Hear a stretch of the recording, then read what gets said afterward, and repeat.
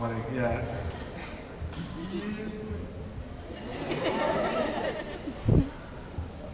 I got a story for you guys. It's not really, well, I guess it is a creepypasta, but it's one of the stories that I actually worked on for a book, one of the audiobooks that I've done for Gerald Wilson. The book is called Right Behind You, Tales of the Spooky and Strange. And I actually really love this story because it goes back to campfire stories. And since you guys are all sitting on the floor campfire style, I figured that this is one of the best stories to be able to do.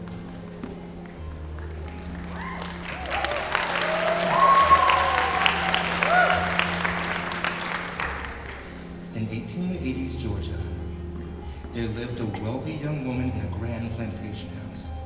Now, the woman's name was Annabelle Walters. And she inherited her fortune from her father, who made his money in cotton farming. Her father had been cruel to his slaves, but tender to his wife and daughter. And in 1864, baby Annabelle almost died in a fire set by William Sherman's soldiers. Her mother saved her from death, but could not save her left arm, which was so badly burned that it had to be amputated. The rest of Annabelle's body and her beautiful face remained unscathed, but her father wanted the replacement for her arm to be as beautiful and perfect as the rest of her. So, when Annabelle was a teenager, her father had an arm cast out of solid gold, and everyone marveled at how shiny, yet how lifelike Annabelle's new arm was, even if it was cold and artificial. Annabelle's mother died of fever not long after the casting of the golden arm, and a few years after that, her father died in a steamboat explosion. And so, young, lovely Annabelle Walters lived by herself in her family's old mansion, with only an old dog named Ranger to keep her company. Of course, many bachelors wanted to marry Miss Walters for her wealth. They talked of love and affection, but Annabelle was no fool, and turned down many a scheming suitor. George was different. Now, his family didn't come from wealth. He had been a self-made rancher out west, but most importantly, he truly loved Annabelle for who she was and not for her money. The two wed and shared several happy years. Then, one dreary October, Annabelle fell sick with the same fever that killed her mother. The doctors, the best and most expensive doctors in the country, did all they could, but could not save her.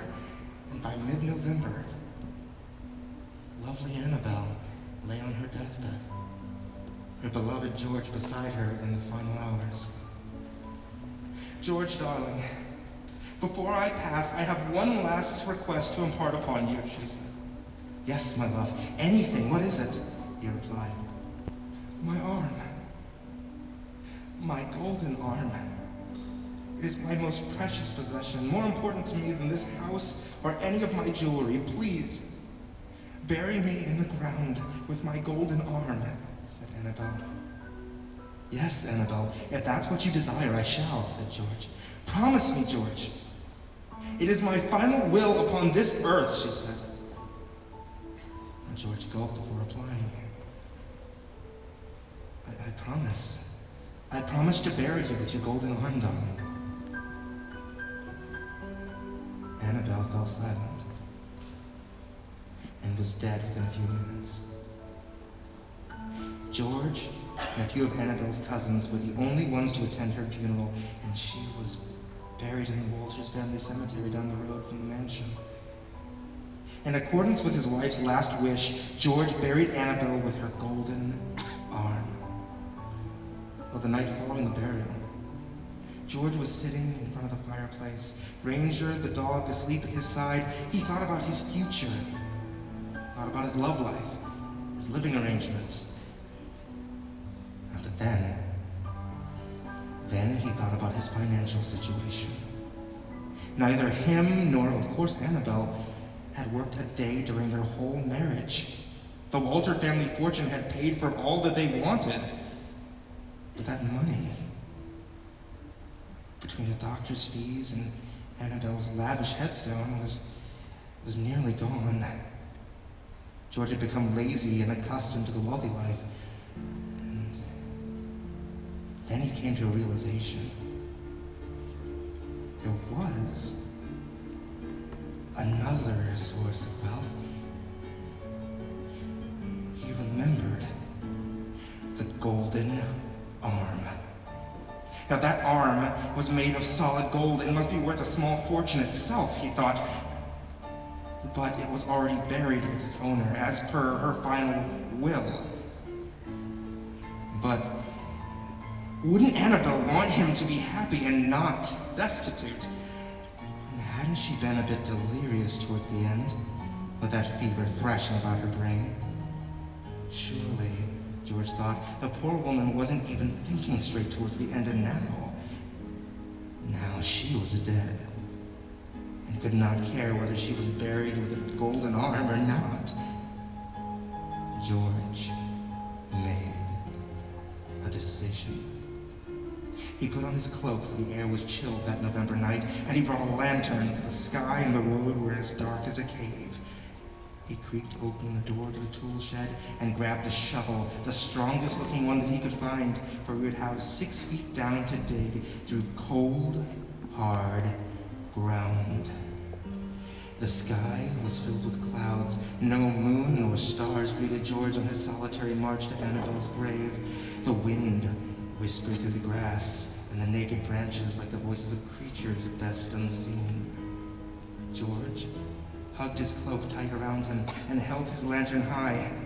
Within his tiny circle of yellow light, shadows danced like madmen, and George felt his heart quicken as he approached the cemetery. George found the right headstone and plunged his shovel into the hard earth. The work got harder with each shovelful of dirt, but George worked faster as the wind picked up, and he shivered thinking of the fire back inside. Sooner than George expected, the shovel thunk against wood.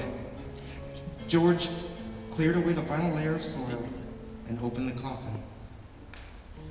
There lay Annabelle, as fair and as beautiful as in the prime of her life. Clasped across her chest, her golden arm shimmered in the lantern light. Pushing aside flimsy thoughts of betrayal and robbery, George snatched the arm and slammed the coffin shut. The arm was cold as ice, and George set it beside him as he shoveled the dirt back on top of his wife. Then he scooped up his treasure and began the long walk back to the house. The wind grew stronger and stronger as he walked, gusting against his cloak and making the lantern sway in his hand. The wind whistled, and George thought that he heard a voice carried high and faint across the fields. He froze, eyes wide, glanced to one side and then the other. He saw no one, but with each step on the frosty ground, the wind's voice grew more distinct. Who's got my golden arm? George hurried his walk, but the words followed, louder and louder. Who's got my golden arm? The terrified man at last reached the mansion's door, which he flung open, slammed, and locked behind him. He ran to the parlor where Ranger's ears perked up and the friendly hound dog greeted its master. The fire was down to embers, but even that small heat felt wonderful as George dropped his shovel and sat down. But then he heard that ghastly voice again. Who's got my golden arm? George couldn't place the sound's source. It seemed to come from the chimney, the windows, the door, all at once. He clutched the heavy golden arm to himself and ran to the window to shut the curtains. But still, the forlorn and angry cry continued. Who's got my golden arm? Ranger barked and growled at the east wall, the one facing the cemetery. The wind made the boards of the house creak and moan, and the windows rattled, and that voice went on louder than ever. Who's got my golden arm? A gust of wind came straight down the chimney and put out the embers, and George ran with that golden arm upstairs, down the hall to his bedroom, and his heart thumping in his chest, his teeth chattering. Ranger's bark boomed and was overpowered by the slam of the front door. being blown off of its hinges, and the wind screamed through the house, "Who's got my golden arm?" George threw himself onto the bedsheets, clutched that icy, cursed golden arm and its heavy as iron body against his chest. He could feel the wind slam open the bedroom door. Then the wind stopped.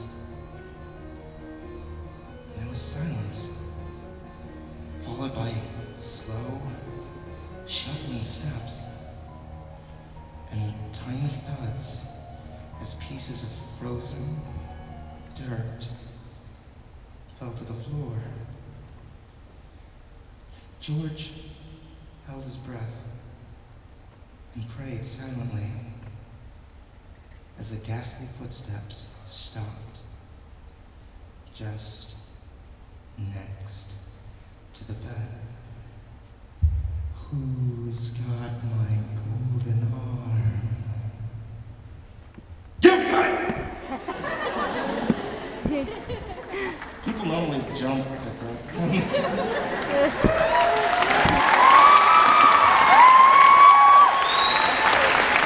I jumped. I thought he was gonna throw something at me. I was like, he usually grabs someone during this bit. I'm like, he can't reach me, so what is he gonna do? And for some reason, the only thing that I could rationalize was that he had something in his hand. He's gonna be like, whoa! Smack him right in the face. He already smacked Junior in the face. Y'all missed it. I got punched hard.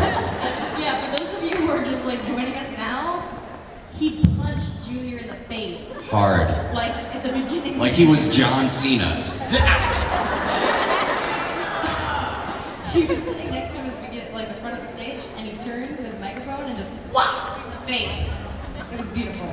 You missed it. You missed out on a good thing. That leaves it with me. Just do it. Just do it!